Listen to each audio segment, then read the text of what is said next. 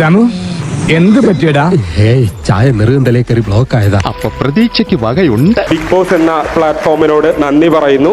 കൂടാതെ അനുവിന്റെ കയ്യിൽ നിന്ന് എനിക്ക് അവാർഡ് കിട്ടിയതും ഒരു എന്താ പറയാ ഒരു സ്വീറ്റ് റിവഞ്ച് പോലെ എനിക്ക് തോന്നുന്നു. നിന്റെ തമാശ കുറച്ച് കൂടുന്നുണ്ട്.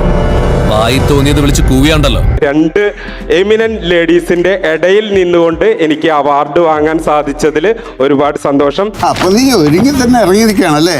ഇന്നല്ലാതെ ഈ സുപ്രഭാതം അനു എന്ന് പറയുന്നത് ഭയങ്കര ഹിറ്റ് ആയിരുന്നു ബിഗ് ബോസിൽ. അല്ല സുപ്രഭാതം ബിഗ് ബോസിനായിരുന്നു. സുപ്രഭാതം ബിഗ് ബോസ്. അപ്പൊ അനു നിൽക്കുന്നോണ്ട് സുപ്രഭാതം അനു എന്നൊന്ന് പറഞ്ഞ് ഞങ്ങൾക്ക് പറയാൻ പറ്റില്ല.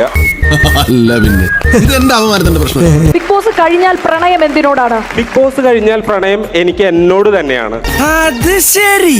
സെൽഫ് ലവില് വിശ്വസിക്കുന്ന ഒരാളാണ് ഞാൻ. ഇപ്പൊ എന്താണ് current stand? Friendship how strong are you going?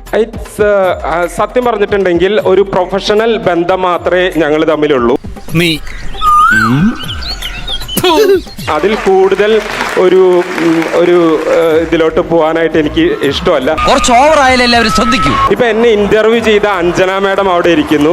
ആ ഇന്റർവ്യൂവിൽ ഞാൻ പറഞ്ഞിട്ടുണ്ടായിരുന്നു ലൈൻ കട്ട് എന്നുള്ളത്. അത് വീണ്ടും ഞാൻ ഊട്ടി ഉറപ്പിച്ചുകൊണ്ട് പറയാണ് ലൈൻ കട്ട്. നശിപ്പിച്ചു.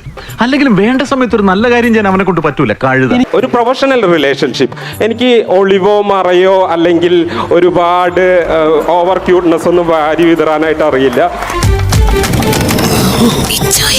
കാര്യങ്ങൾ ക്ലാരിറ്റിയോടുകൂടെ ഇത്രയും ആളുകളുടെ മുന്നിൽ തുറന്നു പറയുമ്പോൾ അത് ഏറ്റവും നല്ല ക്ലാരിറ്റി കിട്ടുന്ന ഒരു കാര്യമല്ലേ? ദൈവം മനുഷ്യന് ബുദ്ധി നൽകിയിരിക്കുന്നത് അത് സന്ദർഭത്തിനനുസരിച്ച് പ്രയോഗിക്കാം.